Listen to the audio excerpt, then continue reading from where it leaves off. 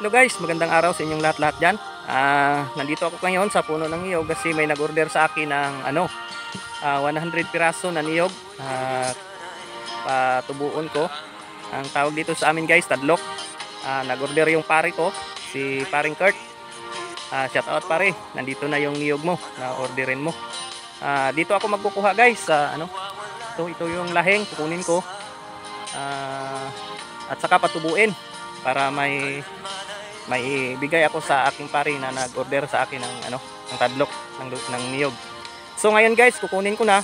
Dito ko siya kukuhain sa dito ako magkukuha sa lubi na mababa lang, mamunga na. Ayan, halos lahat na niyog ko dito guys. Mababa lang pala yung mamunga na. Ayan.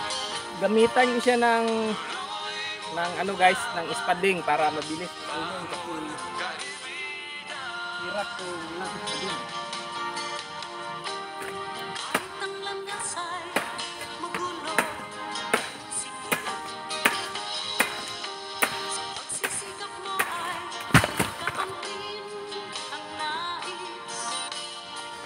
Yan. Marami pang bunga.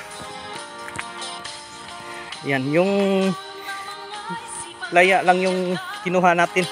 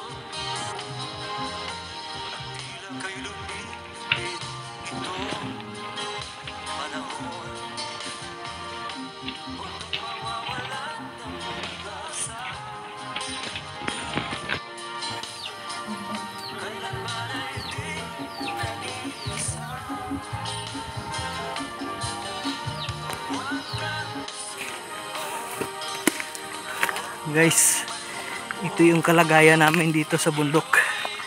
Ayan yung kasama ko. Ayan. May mga dala kami. Magsigla-sigla ka.